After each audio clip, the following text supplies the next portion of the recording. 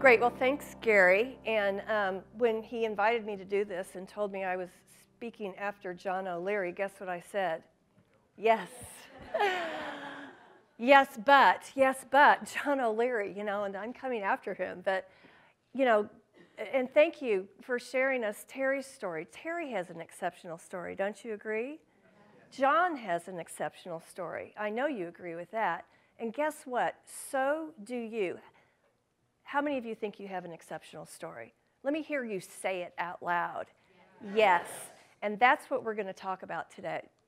So, what is your story? What's your story? That kind of sounds like a pickup line, doesn't it? Hey, what's your story? But people are asking you this all the time. They are constantly asking you, what's your story?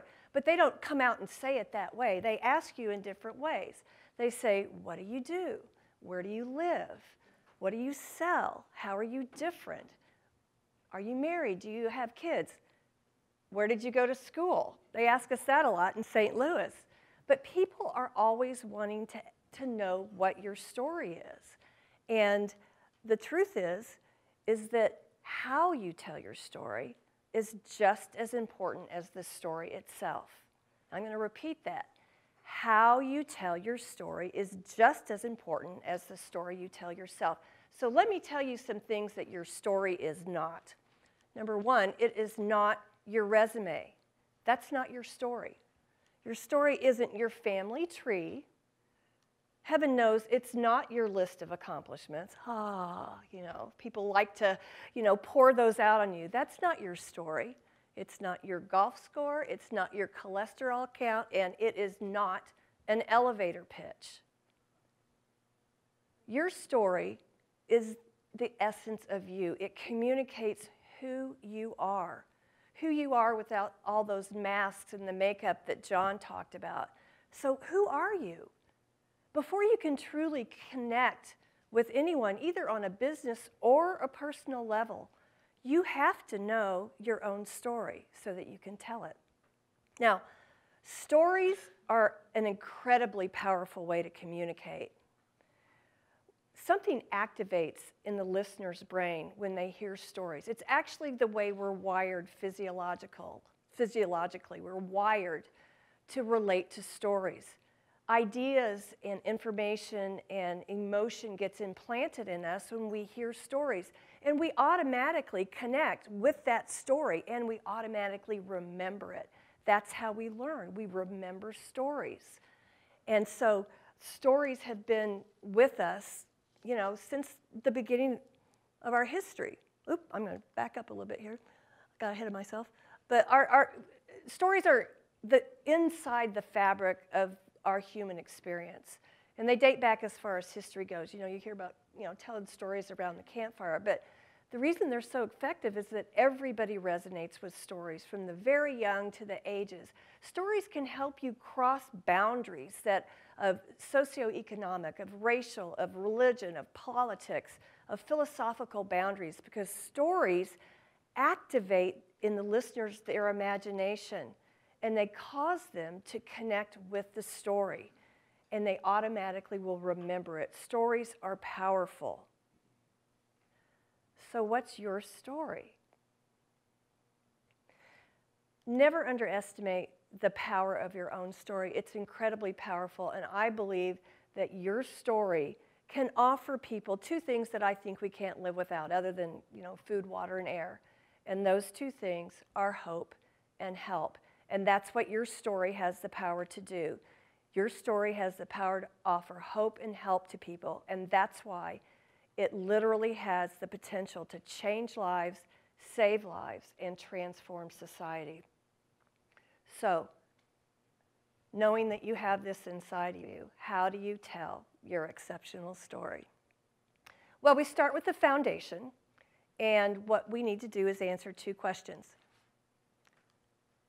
What's the purpose of your story, and who's the audience?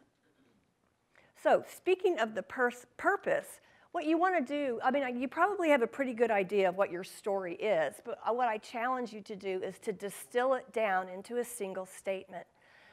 you know, stories have to have a point. Have you ever had somebody, you know, you go to some networking event or something and you ask somebody what they do and then you're stuck. You know, they're on and on and on and, you know, you're itching in your skin trying to make your exit. So I want you to distill it down into a single statement that really crystallizes your message. And here's my example. The purpose of my story is to give people the courage to tell their truth and the tools they need to write a high-impact nonfiction book that will save lives, change lives, or transform society. Now, on to your audience. Now, if you don't know your audience, it's kind of like playing spin the bottle in the dark. I mean, don't you want to know who you're going to kiss before you pucker up? Likewise, you need to know your audience. You need to make it relevant. Who are you delivering your message to? Are they male or female? Is it business? Is it social?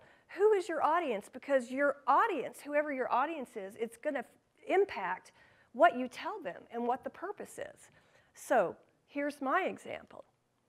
The audience for my story is entrepreneurs and business people. So we want to take those two things, the purpose and the audience, and pull them together into a single purpose statement. The purpose of my story is to give entrepreneurs and business people the courage to tell their truth and the tools they need to write a high-impact nonfiction book that will save lives, change lives, or transform society. Okay, that's your foundation. Now we're just going to set that aside for a minute, and I want to teach you the three elements of telling your story. And it is not beginning, middle, and end. And you know why? That would be way too easy. Or actually, that would be way too hard, because it's vague and it's pointless. So what I want to teach you is something that some of you may have heard of before, but the three elements to tell your story in a concise manner are this: what it used to be like, what happened, and what it's like now. So let's look at all three of these separately. What it used to be like. So what were things like before you are where you are now? What was your life like? Was it peaceful and pleasant, or was it stressful, or were you frustrated, or was everything going great? Was something missing? Think about that. What did things used to be like? And here's my example. I was trapped in a high-paying, high-tech job that I hated, but I couldn't leave because I was too afraid. That's what it was like before. Okay, element number two. What happened? Now, this is the turning point in your story. It's the bridge that connects the before and the after. Now, when you think about change, people really change based on two different things. They're either internally motivated, like maybe suddenly you had an aha moment and you realized something and decided to do things differently. But for most of us, change comes upon us. You know, external factors happen, like maybe it's a death or a divorce, or maybe you got married or had a child, or you lost your job. These are external pressures that come upon us, and we have no choice but to make changes. And oftentimes, those things instigate a whole cascade of changes to get you to where you are now. So think about what the turning point in your story is. And this is going to be just a little bit longer because it's not, you know, a one-sentence thing. But here's my example. My dad was diagnosed with a terminal brain tumor, and I shut everything down and traveled back and forth to Florida to be with my parents. After he died, I realized that I had the opportunity to start over, but I had no idea what I wanted to do. I always loved to write, so I went back to school and earned my Master's of Fine Arts in Writing and joined the faculty to teach writing. I also started a nonfiction publishing company at the time. And that's when I realized that the most powerful stories weren't being told because they were trapped inside of people who didn't know how to get them out. So I took what I knew as a university professor and a professional publisher and pulled them together to develop a step-by-step methodology to help people who aren't writers to become authors. That's what happened. Now, what it's like now. Okay, this is the after portion. This is where you are now. This is after, you know, you've been through all these things. How are things different? And you might want to consider thinking about the 6 key areas of your life: the spiritual, your health, your relationships, your emotional life, your professional life, your financial life. You know, how are you different? And what are you doing to add value to the world? And here's my example. Now the people I work with have become the voices of hope and help. They are reaching out and changing people's lives simply by telling their stories. So, when you use this formula, what it used to be like, what happened, and what it's like now, and then seal it with your purpose statement, then you have crafted your exceptional story. So let's just take a look at how it is all pulled together as I go through all those elements with you. I was trapped in a high-paying, high-tech job that I hated, but I couldn't leave because I was too afraid. And then my dad was diagnosed with a terminal brain tumor, so I shut everything down and traveled back and forth to Florida to be with my parents.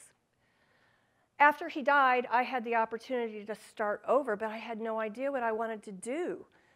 I always loved to write, so I went back to school and got my master's degree in writing and joined the faculty to teach writing. I also started a publishing company at the time. That's when I realized that the most powerful stories weren't being told because they were trapped inside of people who didn't know how to get them out.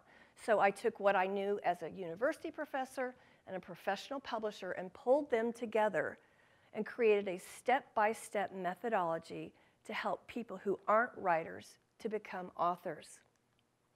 Now the people I work with have become the voices of hope and help.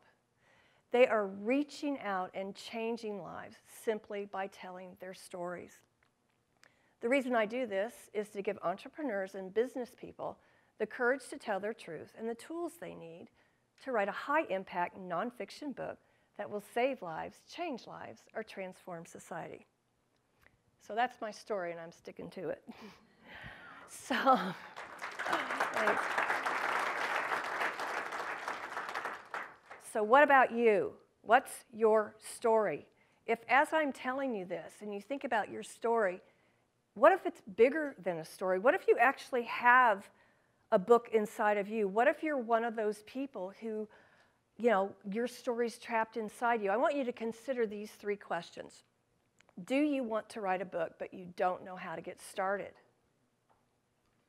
Did you start writing, but got all tangled up? Has anyone ever told you that you should write a book?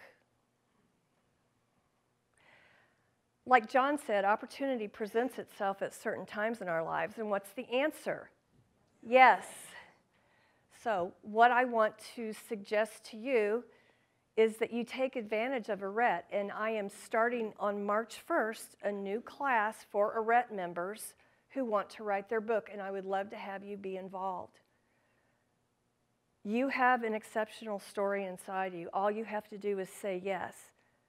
I'll hold your hand, I'll take you through in a step-by-step manner, and I would love to work with you because you know something? You are in a unique class of people. There are people over here like you who have the answers. You have solutions. There are people over here who in some cases are literally dying, waiting for your answers. I'm just the hallway that connects you. Never underestimate the power of your story because it has the capability of offering much needed hope and help, and it can actually change lives, save lives, and transform society. I just want to invite you to say yes. Thank you. Thank you.